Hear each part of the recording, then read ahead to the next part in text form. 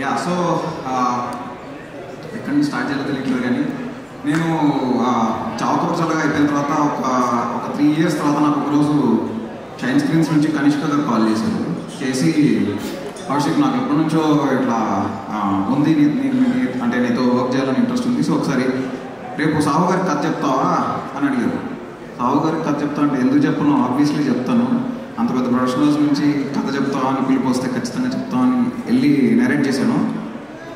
విన్న వెంటనే సాహు గారికి చాలా నచ్చింది, కనిష్క గారికి నచ్చింది, సో వాళ్ళిద్దరూ హ్యాపీ. కొన్ని రోజులకి అర్చన గారికి నరేట్ చేశాను. అర్చన మ్యామ్ కూడా విని చాలా ఎక్సైట్ అయ్యారు. So I felt very happy. అంటే మెయిన్ ఏంటంటే జనరల్గా ఇంట్లో ఎంత సాహు గారికి నచ్చినా అర్చన గారికి నచ్చితే దాన్ని సపోర్ట్ వేరేలా ఉంటుంది కదా.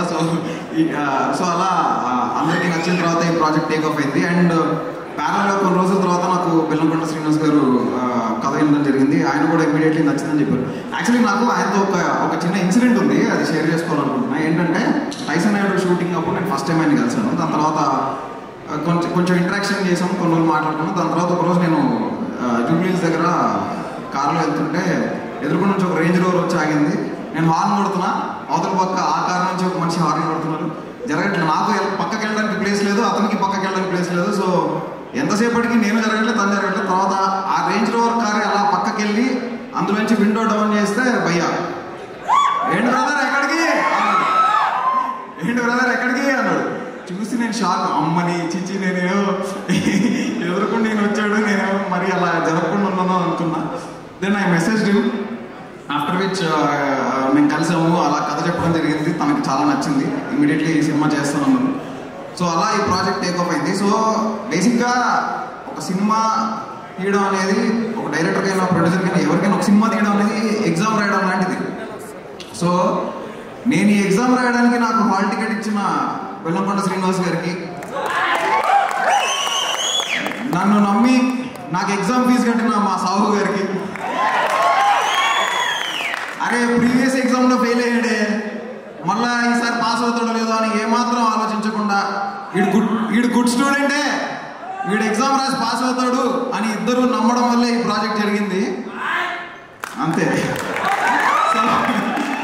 సో ఎగ్జామ్ అయితే రాసేసాం.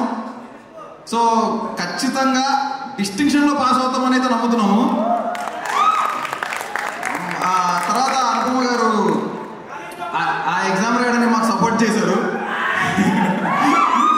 So so and I'm 100% sure ఈ ఇద్దరు క్యారెక్టర్స్లో కాపీ పట్టకు చెట్టించిందా, ఈ ఇద్దరు క్యారెక్టర్స్లో వాళ్ళిద్దరు తప్ప ఇంకెవరిని మీరు ఊహించుకోలేరు. సినిమా చూసిన తర్వాత వాళ్ళిద్దరికే టైలర్ మేడ్ అని నేను గ్యారంటీ చెప్పగలుగుతా. ఇద్దరు పర్ఫార్మెన్స్ చిత్తగొట్టేశారు. ఇది నేను చెప్పడం కాదు, రేపు రాత్రి నుంచి ప్రీమియర్ స్టార్ట్ అయితే అప్పుడు మీరే చెప్తారు.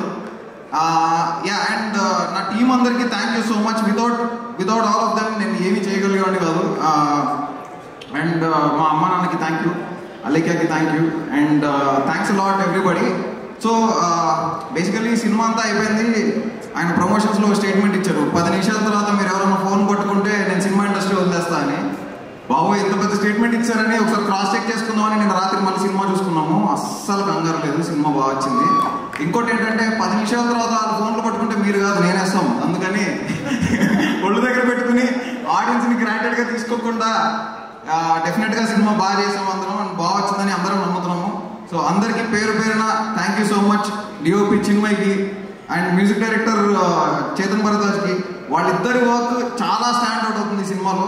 ప్రొడక్షన్ డిజైనర్ మనీషాకి, నిరంజన్ గారికి, ఎడిటర్ నిరంజన్ గారికి, అండ్ కుషన్ విఎఫ్ఎక్స్ చాలా బాగా చేశాడు. సో కో రైటర్ తరహాస్ and additional screenplay Balaganesh, art director Shivakamesh garu, మా లిరిక్ రైటర్స్ విశ్వనాథ్ గారు అండ్ పూర్ణచారి గారు, లక్ష్మణ్ గారు మా కో డైరెక్టర్, అండ్ మా direction department. Sir with all your permission I want my direction department to please come on to the stage once please.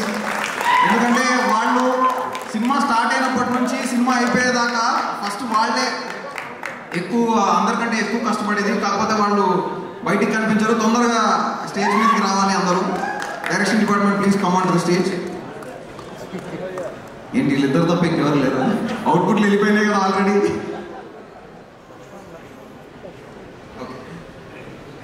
So మిగతా వాళ్ళు already cinema పనులోనే ఉన్నారు. Thank you so much. And yes, round of applause to all of them.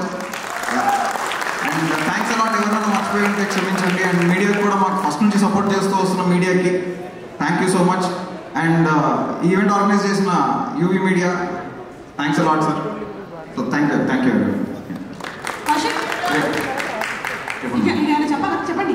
లేదు చెప్పండి. కాదు, ఇంతమందిని భయపెట్టడానికి సినిమానే చెప్తుంది రేపు. అవును, ఇంతమందిని మీరు భయపెట్టడానికి రెడీగా ఉన్నారు. మిమ్మల్ని భయపెట్టే విషయం ఏంటి?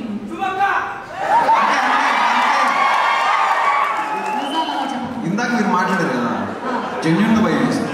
ఇంతమంది ఉంటే జెన్యూన్గా భయం వేస్తారు. మాకు ఇంకో విషయం తెలిసింది, మీకు అలేఖ్య అన్న పేరంటే కొంచెం చిన్న శివరాస్తూ ఉంటుందని. అట్లేం లేదండి.